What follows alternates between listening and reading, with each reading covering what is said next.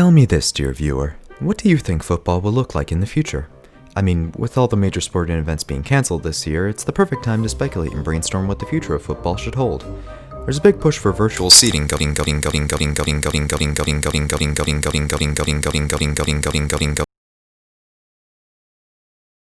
So begin John Boyce's article about how football will look like in the future, otherwise known as 17776. In the article, he suggests a few minor rule changes, but that's not why it's so beloved. Are you confused yet? Good, that means you're immersed. If the opinion of a random YouTuber matters to you, I highly recommend that you read 17776 for yourself. Anyway, now that the veil's been shredded, let me try to describe what good old 5 numbers here is. 1776 is a story that's presented through text logs pretty much exclusively. Sure, it's implied that some parts are transposed audio recordings, and every other chapter there's a video, but there isn't a single spoken word to be found outside of old song lyrics. It also doesn't have any writing tools that you'd expect from your average book. No long-winded descriptions, no paragraph structure, hell, it doesn't even have quotation marks since nearly every single word we see is part of a dialogue. The story is literally just people talking to each other, and it's goddamn terrifying. The vast majority of 17776 is humans talking to each other using speech patterns typical of people today. There's no fancy sci-fi talk about quantum fluctuations of space-time nanotubes. Most of the time they're just talking about football. But occasionally they just drop dates thousands of years into our future and their past. And it continues to do stuff like this throughout the entire stories. Situations that are almost normal, but with one or two little things that remind you that this is taking place in a country that's been in cultural stasis for nearly 16,000 years. Are you confused yet? You have no idea what I'm talking about? Good, that's what this story did to me. The first chapter is literally 6 years worth of calendars that you have to scroll through manually. Large swaths of nothing punctuated by a chat log between characters with a ping time of 217 days. This story starts with no characters, no exposition, no nothing, except for an unknown voice slowly going insane over the course of 30 years in isolation, while another voice tries to calm down the first one by only answering one question out of every 30 the first voice asks. Now do you see why it makes sense for you to be confused? Do you get it yet? No? Good, that's immersion, baby! You know nothing because Nine knows nothing. You get to see the world exactly through their eyes because their world is nothing but text logs. This is one of the best examples of immersion I can think of in any work of fiction. With every other piece of media that comes to mind, there's something that separates you from it. A screen, a controller, a page, the limitations of technology. But here, nothing. There's no divide, no barrier to stop you from experiencing everything that Nine experiences. Nine is a new being in this world, just like you. Confused, scared, and a tad oblivious.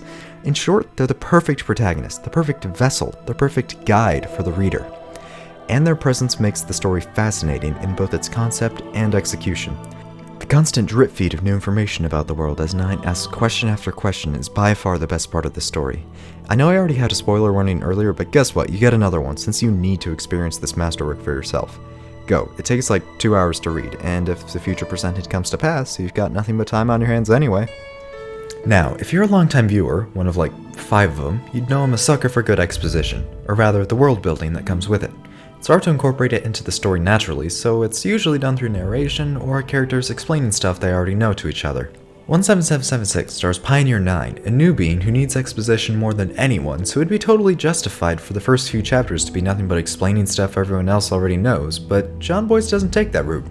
Instead, all the exposition is done either at the intermission or at the conclusion. Because of this, the intermission is both my favorite part of the story and 100% earned exposition dump. The intermission also stands out because it's a pretty strict monologue instead of the dialogue we're used to. Instead of listening to 10 and seeing how 9 reacts, the reader is left to form their own conclusions for once. It's 4 chapters answering the one question that explains everything about the world in one way or another. Why hasn't human technology advanced in the last 15,000 years? One of the other questions is, where did Florida go? And while I would choose that question to be answered over all the other ones, human technology is at the top of the list. So, why? The intermission is a wham chapter in the truest sense of the word. It's a collision of 9's preconceptions of what they thought humanity is, with 10's 15,000 years of experience of the true nature of humanity. 9's beliefs are turned upside down, smashed, and eaten by some big monster metaphor for existentialism. David Scott once said during Apollo 15, "Okay, Houston, as I stand out here in the wonders of the unknown at Hadley, I try to realize there's a fundamental truth to our nature. Man must explore. And this is exploration at its greatest." John Boyce doesn't just imagine a world without an ending. He takes a fundamental truth to our nature and crushes it like an empty soda can. Space is still the final frontier, but we just ignored it.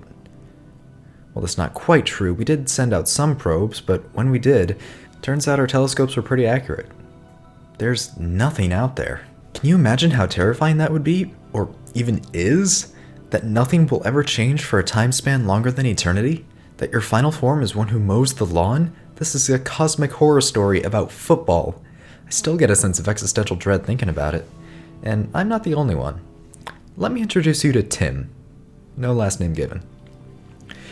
It's unclear what age Tim is, but it hardly matters in a physical sense. Compared to whom we see him talk to, he's the least interesting person on Earth.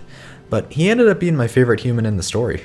To put it simply, Tim's a church kid. He's part of an organization called No Rock Unturned, a Christian group that makes passes throughout the continental United States one 100-foot stripe at a time.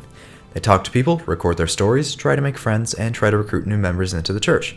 It's been going for a while, around 10,000 years or so. They have enough members to complete the project every 800 years, and afterwards they start again, looking for new stories. Tim just happens to stumble upon the most interesting story the project has ever come across. By sheer dumb luck and cosmic odds, he ends up talking to Eddie Krieger, a man who's been living in a cave playing Konami LCD games for 9,313 years. We'll get back to Tim, but Eddie deserves his own paragraph. Eddie is a man who's put more thought into the fact that he's going to live forever than anyone else we've seen. One of the first things he does is verbally berate Tim for wanting to know things. As he puts it, there are very few unknowns left in the world. You have to ration them for as long as you can. He might have gotten into this cave because of a football game, but that's why he's stayed there for as long as he has.